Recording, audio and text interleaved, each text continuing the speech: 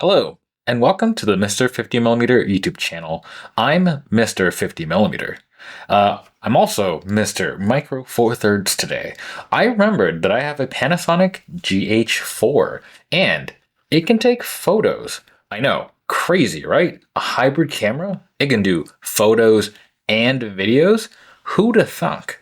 Alright, it's backstory time. Some viewers might remember this camera from my The Ramblings videos, or have seen the footage from, those videos. Well, those videos are shot on the GH4 predominantly.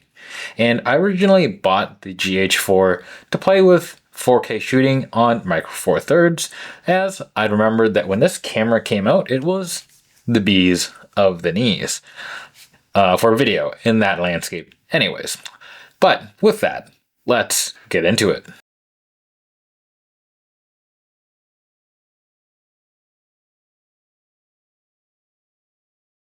What is the Panasonic GH4? Well, it's this camera right here.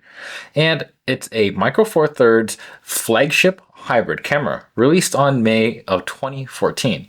It features a 16 megapixel 2x crop CMOS sensor, and it has an ISO range from 200 to 25,600 with expansion enabling ISO 100. Autofocus is contrast only, and it's made out of 49 points. Shutter on this camera is good for 60 seconds, up to 1/8,000th of a second, unless you use the electronic shutter. Then you get 1/16,000th of a second. The flash sync speed is 1/250th, and the EVF on this camera is a 2.36 million dot display. And the rear display is a 1.04 milli-dot display, and it does the flippy Audi touch. The camera can do 12 FPS with the mechanical shutter for about 40 RAWs, or 40 FPS with the electronic shutter. Now, memory card on this camera is SD card, and the GH4 is a hybrid camera after all, so it boasts some pretty awesome video specs. It can shoot in 4K UHD up to 30p, or in 4K DCI up to 24p. It has a headphone jack and a mic jack, and being a pretty modern camera, it also has the Wi-Fi's.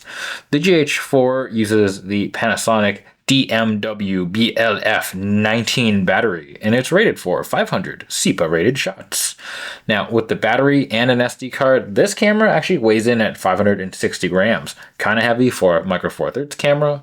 And when the GH4 was new, it was $1,499 and $2,024, and that's an even Stevens 2,000 American dollars now times, or around 2,800 Canuck bucks in the now times.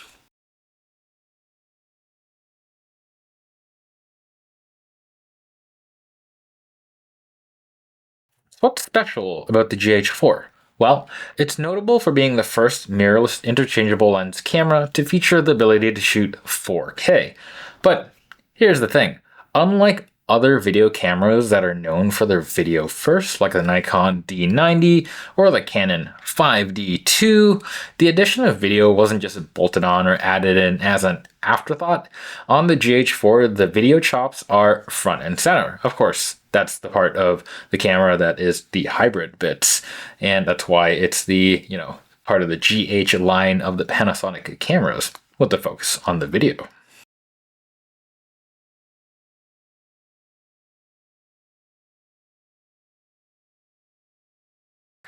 Shooting with the GH4. Operation and feel. In short, the GH4, it's pretty great. In long, well, that's the rest of this segment. Let's start with build quality. This camera features a magnesium alloy body with weather sealing, and it feels pretty sturdy in hand, very flagshipy as it should. The grip, it's pretty deep, and it's pretty well suited for my hand, at least. As you can see, all my fingers stay on the grip, which is kind of nice. Now, when you look at the camera from this angle, you can also see that my hands and my fingers have a pretty good distance between grip and lens. So, excellent spacage. And here's the thing. Due to the fact that this uses smaller Micro Four Thirds lenses, the camera is also pretty light overall, which is a win-win. Now, the back of the camera It has a bit of a perch for your thumb. It's subtle, but it is there, and it's got a rubberized texture that surrounds the body. So when you hold onto it, it's actually quite a good feel in the hand. Now, the result of all of this body goodness is that while this camera isn't exactly lightweight for Micro Four Thirds compared to the EM5 Mark I, let's say, which is 525 grams, which is 100 grams, more than 100 grams less than the GH4. Personally, the GH4 I think just feels a bit nicer in hand with the heft, but that's just me. But you know, if weight is something that you're concerned about, I'd take that into account when looking at the GH4. That said, it is lighter than most DSLRs that I've reviewed, and if you're coming from the DSLR world, this will be a nice light step down. Anyways, next up, the camera has two command dials. One here, one there, and they're pretty great. Now, I feel like, you know, I'm a bit nitpicky or a bit weird when it comes to command dials, but I actually tend to like the command dial near the shutter to be in front, but that might just be because I'm now kind of getting used to shooting on an Nikon edge. But otherwise, the command dials are pretty good, and they have a pretty good clicky feel. Now, one thing I do find a bit odd is the locking mode dial, which is right here. The dial itself is already pretty stiff, and it's pretty hard to actually knock the thing into another mode, but I suppose the extra security is there just in case. Now, moving on, the camera has a bunch of dedicated buttons and customizable controls all around the back, and there are about 5 reprogrammable function buttons. Now, the dedicated ones that the camera does have are pretty well placed and easily within reach of either your index finger or your thumb.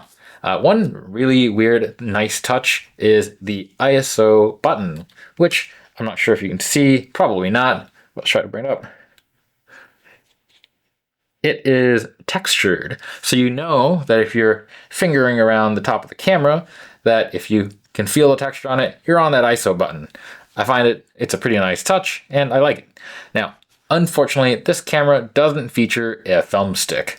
Luckily, I don't think it entirely needs it, since the back of the camera also features a touchscreen, and it's actually pretty responsive. Let's see if I can get it. There we go. I'm doing something. Anyways, it's quite a nice touchscreen. Now, I don't normally like using the touchscreen, but you can do your touch to focuses and all that kind of stuff. So the next thing I want to talk about is the EVF, and I'm not referring to the resolution, although it's perfectly fine. Pretty normal figures for modern times. Not super exceptional, but to be fair, back then it was a pretty awesome EVF. But I want to talk about its placement. It might be one of the best EVF placements that I've used to date. And now I like to think that I have a pretty average set of facial dimensions, but looking at a lot of cameras, when I have my eyes up to the EVF, usually my nose might end up touching the rear screen. But on this camera, you can actually see the back of the camera, the back of the camera has a fairly nice offset. So most of the time, my nose actually doesn't touch it. If you remember, when I had the Canon EOS RP, I realized that a bunch of times my nose would actually touch the back of the screen, and while most of the times didn't trigger a thing, it would leave many smudges. And you know, I do appreciate that the GH4 has it further offset than most EVFs, and again, as I said, most of the times my face doesn't touch it. So good on you, Panasonic. Now, on the topic of the EVF though, the GH4 does something really neat. Although it's not just for the EVF, it's just if you're using the rear display. It has a thing called pinpoint AF. And when you're actually focusing it, or when the camera's focusing, the screen actually magnifies that spot so you can see that the system is actually on, you know, a pinpoint targeting, or whether or not it goofed and you need to, you know, refocus. And after a short delay, the pinpoint goes back to normal framing, so you can continue reframing your shot if you need to do that. Right. Menus on the Panasonic. I personally think they're reasonably solid. They generally seem pretty sensible. And what you get are the following. You get rec, which is your, photo settings. You got your motion picture settings. You have your custom, your setup, and playback. And yes, while you're in here, you can navigate those menu options with the touchscreen. And as I said, it works pretty well.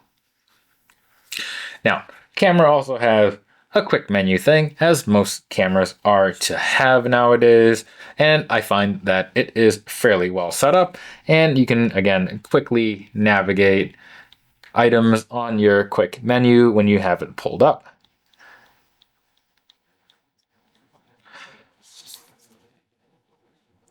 Now, what else is neat is that with this camera, you can actually enable and move around items on your viewfinder.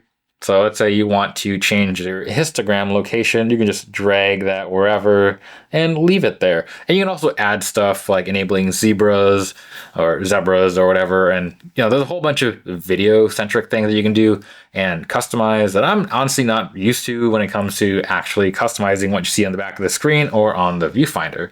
It's kind of nice. It is a lot though.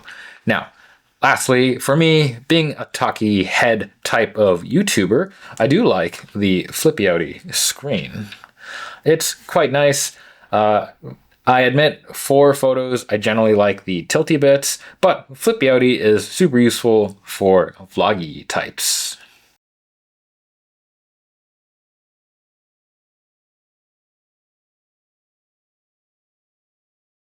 Shooting with the GH4, image quality, and autofocus.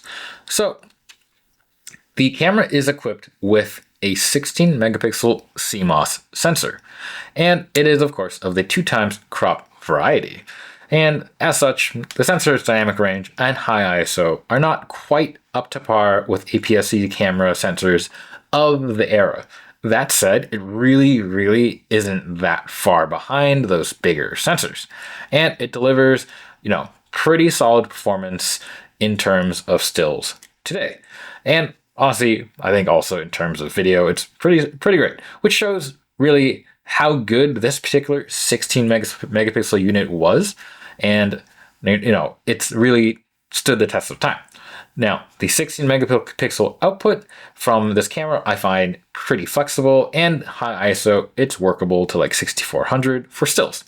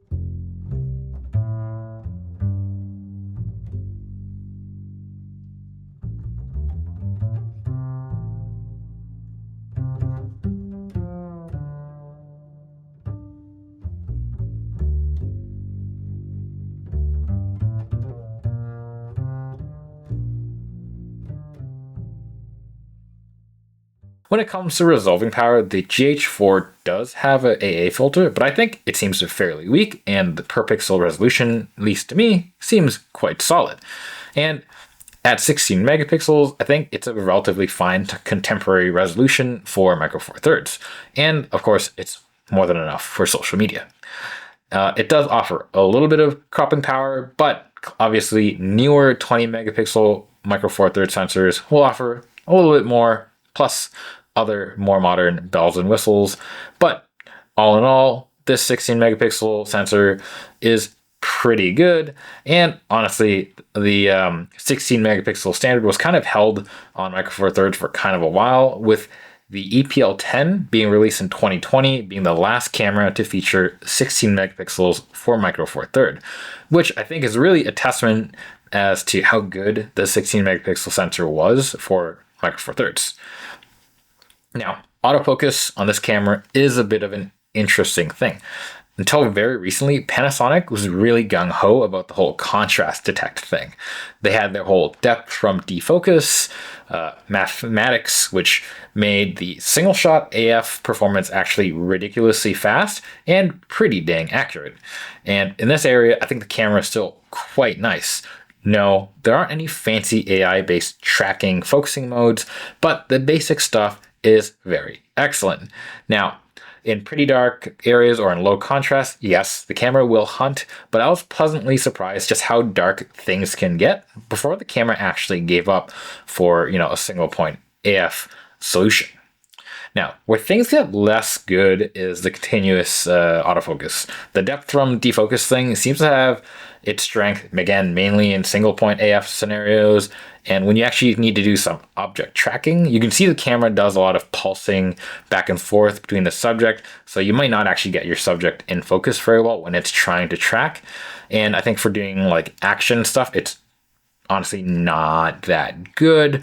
And consequently, it's kind of problematic for video, which we'll get into a bit later.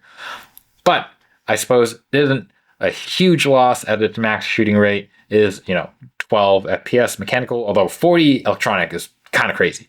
But, when you are shooting those speeds on this camera, the AF is locked, so it doesn't continuously AF anyways, so I guess not a big issue. But with that, let us have a listen at the 12 FPS, and you can just imagine the 40 FPS in electronic, because that's pretty silent.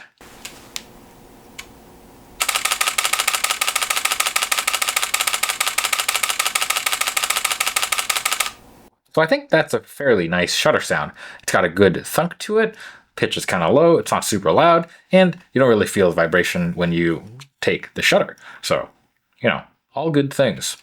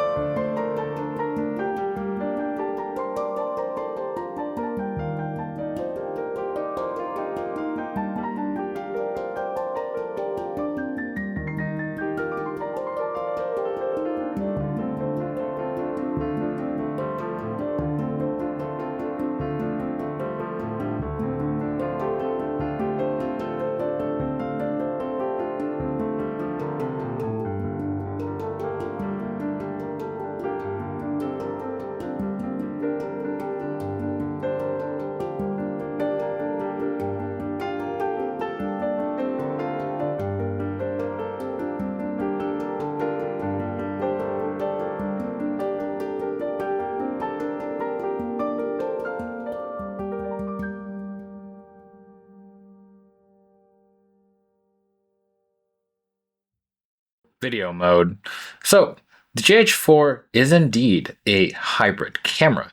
Its video chops are, what made it such an awesome camera when it came out in 2014, the before times. Now, for this segment, I'm actually going to try to record some of it on the GH4 using an alternate angle, and we'll see if we can cut to that at times, or maybe I'll do something and, put it side by side. I don't know. We'll see how it goes. Anyways, to be honest about the GH4 though, I find the video output still very stellar. I admit that I'm not really one to judge when it comes to video output. After all, I'm just a YouTube talking head. So, this section comes with a grain of salt, and it's a fairly large grain.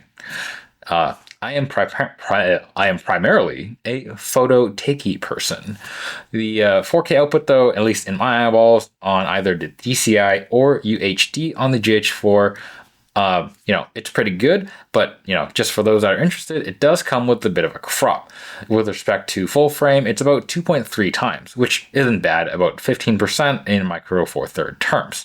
Now, despite that, I find the video output quality still very, very nice.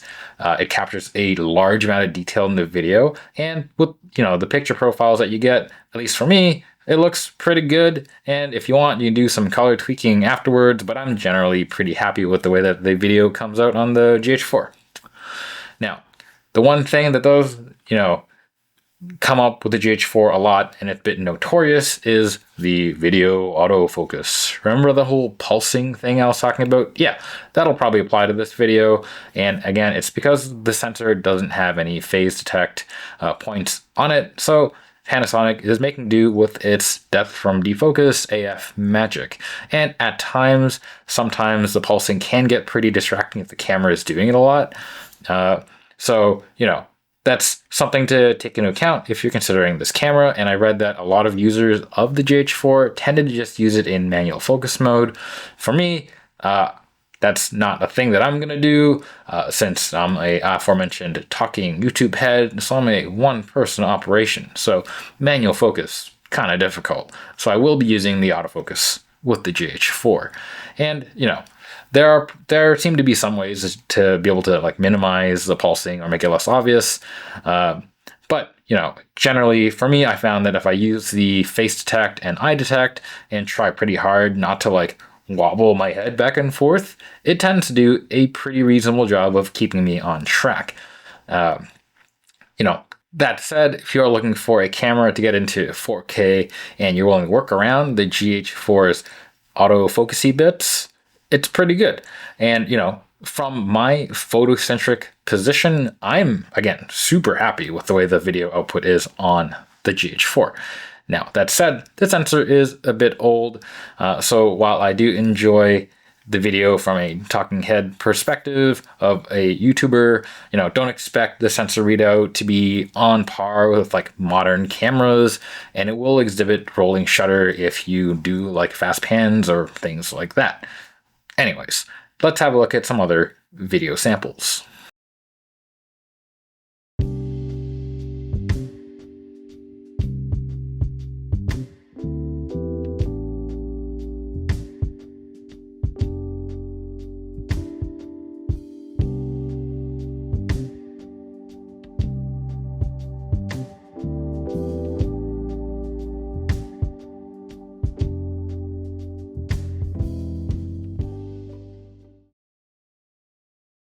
Recommendation and conclusion. Do I recommend the GH4? Yes. Generally, wholeheartedly, yes. So, fun fact, the GH4 is a camera that I actually paid normal market prices for. I got it for around $325 USD. Nowadays, I think you can actually find a GH4 for around $300 if you're patient. And, for $300, you get a tried and true, quite excellent sensor. It'll be able to deliver pretty great stills still and 4K video. And I think that, again, the 4K looks still pretty solid. There aren't that many cameras in this price range that'll give you both things. Most of the other options in the price range will top out at 1080p. Plus, again, from my perspective, the GH4 video 4K output, it's really quite detailed, quite nice, and I think it holds up today. When I had my EOS RP, I remember shooting some videos for a channel I initially started on wristwatches, and I shot some video on the 4K offered on the EOS RP, and I'll be honest, that 4K, that did not look good. That did not stand the test of time. Although, even when it was new, it did not stand the test of present either. It just did not do good 4K. This does, I think, still solid 4K. And yes, I'm recommending this to people that are still shooters too, because, just because it's a hybrid camera doesn't mean it has to be stuck in video mode all the time. And I admit the GH4 ergonomics are a little more tuned for video shooters, but I still find overall the system is pretty good for using it to shoot stills. And again, the deep grip, it's just pretty comfy. The button layout generally still makes pretty sense for photo shooters. And the AF system, honestly, it's a pretty good solution for taking pictures more so than video. Plus, if you do decide to dip your toes into video work, the GH4 might just be a pretty good place to start. Although, just remember, I forgot to mention, the GH4 doesn't have any iBiz, so you gotta figure out how to steady up. And, that said though, if you don't care about 4K video at all and you don't like the extra heft offered by the GH4, but you still want a more SLR style shape and ergonomics, then might I interest you in the Olympus EM5 Mark I, or maybe the EM10 Mark I. They might be a better fit since they're also sporting a pretty similar 16 megapixel sensor, and overall they tend to cost between $75, $100 and to $100 less. Plus, you do get iBiz with these things, and this vintage inspired design is still very much a thing at the moment. Heck, if you don't mind the plasticky body, you might want to pick up one of the older Panasonic GH models, maybe the GH2. It's one of the earliest models that have the 16 megapixel sensor on it, and it's even cheaper than the EM5 or 10. Anyways, that's all I got for this video.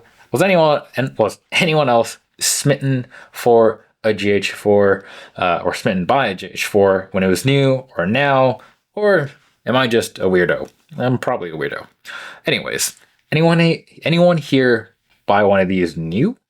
And do you still use it? And does anyone here use it for stills? Am I still crazy? Don't answer that. Otherwise, let me know what your thoughts are in the comments below. And as always, don't forget to like, comment, subscribe, and maybe a super thanks if you're into that. Till next time, bye.